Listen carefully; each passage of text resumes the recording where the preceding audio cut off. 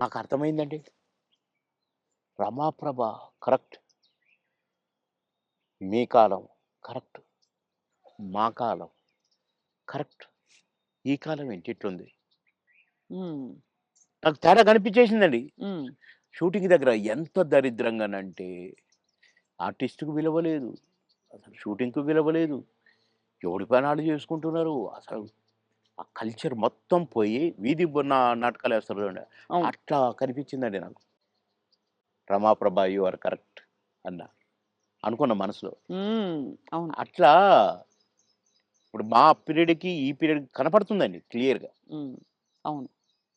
మా అసలు మా సినిమా నాకు నాకు ప్రామిస్ చెప్తున్నా, పొద్దున మీతో మాట్లాడిన తర్వాత ఒక్కసారి ఎందుకో అట బ్యాక్‌కి పోతే, కోడి రామకృష్ణ గారు షూటింగ్‌కొస్తే అదొక పిక్నిక్ స్పాట్‌లాగా కనపడేది. ఆయన వస్తుంటే ఆయన ఎమ్మటే అసిస్టెంట్లు, గిసిస్టెంట్లు నడుచుకుంటా అసలు ఎంత కళ కళ కళ. సరదాగుండేది. ఎంత కళగా ఉండేది. ఆ తర్వాత అలాంటి కళ కనపడలేదే అని నాకనిపించిందండి. హ్మ్. ఎవడికి వాడే ఆ జబర్దస్త్ నుంచి వచ్చినోడు వాడొకడు, వీడొకడు, వీడొకడు. మేము స్టార్స్ అని. కానీ మేమెప్పుడు అనుకోలేదే అవును. స్టార్స్ అని. ఏదో భగవంతుడు అవకాశం ఇచ్చాడు. ఆర్టిస్టులం అనుకునేదే తప్ప. వామ్మో! ఇప్పుడు ఊర్లోని ఒక్కొక్కళ్ళు మెయింటెనెన్స్ అది కథ వ్యవహారం. ఇప్పుడేముంది సార్ ఒక టీవీ షోలో కనిపిస్తేనే పెద్ద స్టార్‌లా ఫీల్ ఆ! అయిపోతున్నారు. ఒక 'బిగ్ బాస్'కొస్తే ఎక్కడో వెళ్ళిపోతున్నారు వాళ్ళు. అయిపోతున్నారు. తర్వాత వాళ్ళ ప్రొఫైలే మారిపోతోంది.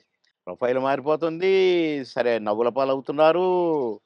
అవును. అసలు చూసారా ఆహ్, సార్ నువ్వు 'బిగ్ బాస్' ఎప్పుడైనా? అస్సలు చూడనండి. నేను అగైనిస్ట్ దానికి. హ్మ్. ఎందుకంటే కల్చర్‌కి అగైనిస్ట్ అని ఫీల్ అవుతా నేను. అవును. కరెక్ట్. సంస్కృతికి అగైనిస్ట్ అని ఫీల్ అవుతా నేను. హ్మ్. ఏంటి అది దాంట్లో కాపురాలు చేస్తున్నట్టుగా చూపించేటోళ్ళు. ఆడ నైట్‌లు పడుకుంటామట. పొద్దున్నే లేస్తారట. నాకెందుకో నచ్చలేదు. హ్మ్. అసహజంగా అనిపిస్తుంది. ఆ! అసహ్యంగా. అవును. సార్ మీరు ఆ! లాస్ట్ చేసిన సినిమా ఏది? ఇప్పుడు 10 సినిమాలు చేస్తున్నానండి ఇప్పుడు. అదే అంటే లాస్ట్ విడుదలైన సినిమా మీది. 'మిస్టర్ బచ్చన్' అనుకుంటా.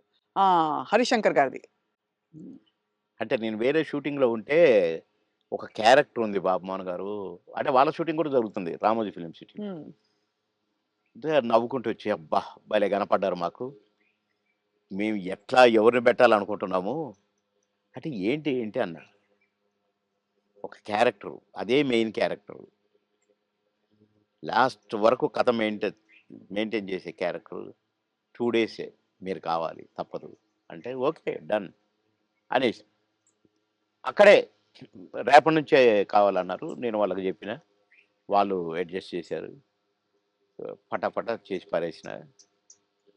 కానీ కథ నడుపుతా మొత్తం నేనే. భలే గమ్మత్తు క్యారెక్టర్ అది. హ్మ్. నాకు చాలా సంతోషమైంది. అది చేస్తే ఎంత హ్యాపీగా ఫీల్ అయ్యారో. ఇది ఆర్టిస్ట్ అంటే. అని రవితేజ గారిని నేను నడిపిస్తాను. నడిపించి హీరోగా విలన్ని దెబ్బ కొట్టిస్తాను. హుహు. కీలకమైన క్యారెక్టర్ అయితే. కీలకమైన క్యారెక్టర్. కథ నడిపే క్యారెక్టర్. మంచి క్యారెక్టర్. మీరు నటించిన హీరోలందరిలో సార్ మీ ఫేవరెట్ ఎవరు సార్? మీరు అంటే ఎంతోమంది 'రాజశేఖర్' గారు అసలు ఒకళ్ళు కాదు అందరూ. అందరూ గొప్పవాళ్ళే. అందరూ గ్రేట్ పర్సన్సే. హ్మ్. కానీ నాకు ఒక నటుడున్నాడు గదా! నా దేవుడు. 'ఎన్టీ రామారావు' గారే నాకు. ఆయన తర్వాతే అందరూ ఎవరైనా. అదంతేనండి. ఎందుకంటే ఒక్కొక్క గెటప్పు ఆయనది చూస్తుంటే కృష్ణుడిగా జూసినా, రాముడిగా జూసినా, రిక్షావాడిగా జూసినా మామూలు ఏం ఏమండి అందగాడు సార్ ఆయన. ఏమంటాం. అసలు ఏ క్యారెక్టర్‌కి ఆ క్యారెక్టర్ సూట్ అవ్వటం. 'బాలకృష్ణ' గారితో నటించారా సార్ ఆ! మీరు? చాలా. అంటే ఎలా అనిపించింది వాళ్ళిద్దరిని కంపేర్ చేసుకుంటే మీకు నాన్న, కొడుకు, కొడుకు తండ్రి కొడుకే, కొడుకు. నాన్న నాన్నే. అది ఆయన అది ఇట్లా చూడాల్సిందే గదా! విశ్వరూపం గదా! హ్మ్. ఆయనతో నటించిన మళ్ళా. హ్మ్. నటించి కూడా తమ్ముడు చాలా బాగా చేస్తున్నావు. మమ్మల్ని నవ్విస్తున్నారు మీరు. అని ఆ! నవ్వేవాడు. హ్మ్. ఓహ్! ఎంత సంతోషం. సంతో గ్రేట్. అవును. ఇప్పుడు 10 సినిమాలు చేస్తున్నారా సార్ మీరు? ఆ! అందులో 2 సినిమాలు మంచి సినిమాలు చేస్తా. అమెజాన్ వాళ్ళదొకటి, ఇంకొకటి అది వాళ్ళది. ఆహ్, అది అన్ని భాషల్లో రిలీజ్ చేయడానికి ప్లాన్ చేస్తారట. హ్మ్. ఒకటేమో గ్రామ పెద్దగా భలే క్యారెక్టర్ ఉండేది. హ్మ్. ఈ అమ్మాయి ఇదే సావిత్రి, 'కీర్తి సురేషా'? Keerthy Suresh main character. Lady oriented subject. నేను ఈ తరం ఊ సౌందర్య ఆవిడే. ఈస్టర్ సుందరి. కదా! భలే చేస్తదండి.